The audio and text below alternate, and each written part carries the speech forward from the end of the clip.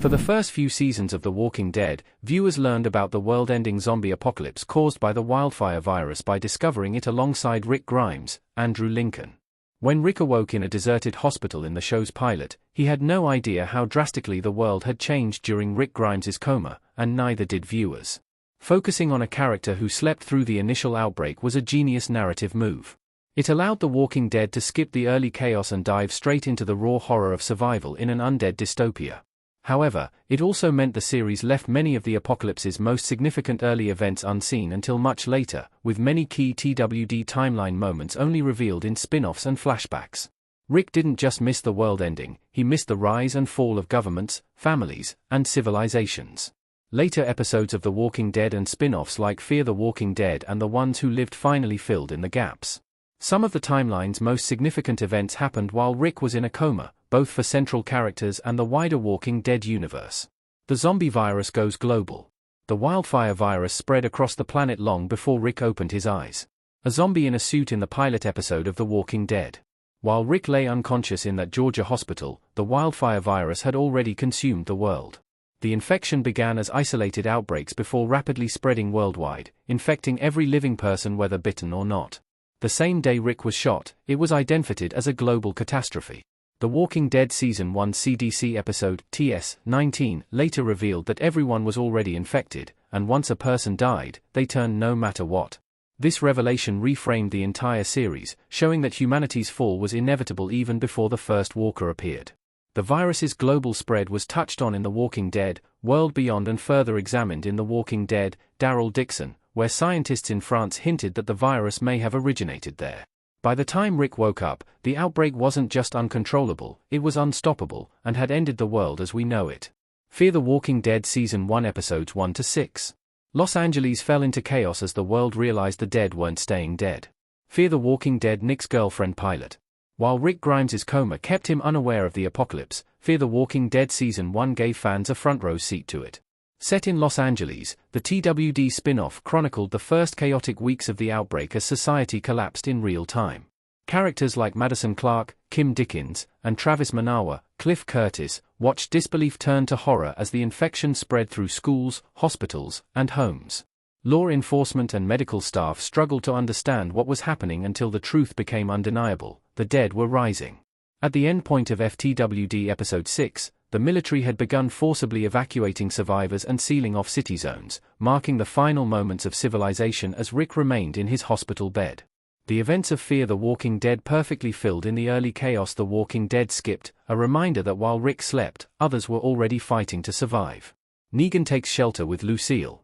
Negan's life fell apart as the outbreak claimed his wife and his humanity. Zombified Lucille reaching for Negan in The Walking Dead. Before Rick awoke and long before he became the bat-wielding tyrant fans know, Negan, Jeffrey Dean Morgan, was simply a man trying to protect his terminally ill wife, Lucille, Hillary Burton. During Rick Grimes's coma, Negan and Lucille endured the early outbreak in hiding, watching the world burn from the safety of their home. Negan managed to treat his wife's cancer until the point Rick awoke. Shortly after Rick's journey began, however, she succumbed to her condition. Lucille's death, which came after the apocalypse was well underway, marked the breaking point that transformed Negan into the ruthless leader of the Saviors. He named his infamous barbed wire bat Lucille in her honor, symbolizing both his grief and descent into brutality. The events of Here's Negan showed this pivotal transformation, one Rick entirely missed. By the time the two men met in The Walking Dead Season 6, Negan had already lived a lifetime of pain, proving that even before they crossed paths, their stories were already on a collision course. Shane sets up the Atlanta survivors camp. The cast of Season 1 come together. Shane looking amused and skeptical in The Walking Dead Season 1. While Rick was comatose, his best friend Shane Walsh, John Bernthal, believed him dead and took it upon himself to protect Rick's wife, Lori, Sarah Wayne Callies, and son, Carl, Chandler Riggs. With Atlanta overrun, Shane led a group of survivors to a quarry outside the city, establishing the camp that became The Walking Dead's first community. Shane's leadership was essential to keeping the group alive in those early, chaotic days. He organized supplies, defended the camp, and became the de facto protector of Rick's family. Characters like Daryl, Norman Reedus, and Glenn, Stephen Yeun, who would later become TWD mainstays for multiple seasons, joined the group.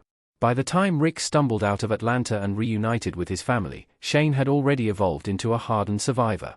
The foundations of The Walking Dead's earliest interpersonal drama were built entirely during Rick Grimes' Coma, as were the group dynamics of its first roster of characters. The military bombs Atlanta. Desperate measures turned major cities into fiery graveyards. Rick, Andrew Lincoln, arrives in Atlanta on The Walking Dead Season 1 Episode 1. When the military failed to contain the wildfire virus, they resorted to the unthinkable, carpet-bombing major U.S. cities, including Atlanta.